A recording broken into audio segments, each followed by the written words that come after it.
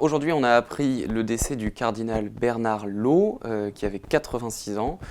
Qui est Bernard Law? Le cardinal Law, c'est l'ancien archevêque de Boston, donc aux États-Unis. Son épiscopat s'est terminé par sa démission à la suite d'un immense scandale de pédophilie qui a été révélé dans son diocèse et dans lequel lui-même n'était pas accusé d'actes pédophiles, mais bien d'avoir couvert un grand nombre de prêtres qui eux-mêmes avaient commis des abus sexuels sur des enfants, et donc on lui reprochait d'avoir organisé, d'avoir été à la tête d'un système qui permettait à tous ces prêtres de ne jamais être condamnés. On les changeait de paroisse, on étouffait la parole des victimes, on faisait tout pour que ces affaires n'éclatent jamais. Voilà. Et c'est une affaire qui aujourd'hui a connu un regain d'actualité et est connue du grand public depuis quelques années parce qu'elle a été racontée dans un film de très bonne qualité qui s'appelle Spotlight et qui est donc sorti en 2015.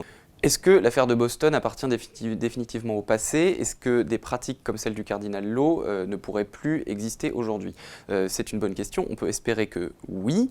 Et d'ailleurs, les mentalités ont de fait quand même beaucoup bougé depuis cette époque-là. À titre d'exemple, récemment, le pape François a pris une décision importante, c'est qu'il se donne la possibilité d'exiger la démission d'un évêque qui aurait couvert, comme l'a fait le cardinal Law, des prêtres ayant commis des abus sexuels. Maintenant, on vit encore aujourd'hui un temps où toutes ces affaires anciennes du passé ne sont pas sorties, donc régulièrement, dans l'actualité, continue de s'inviter ce type de faits. Et on pense aujourd'hui, par exemple, à l'affaire du cardinal Pell, qui est donc un cardinal australien qui doit être entendu très prochainement par la justice en Australie.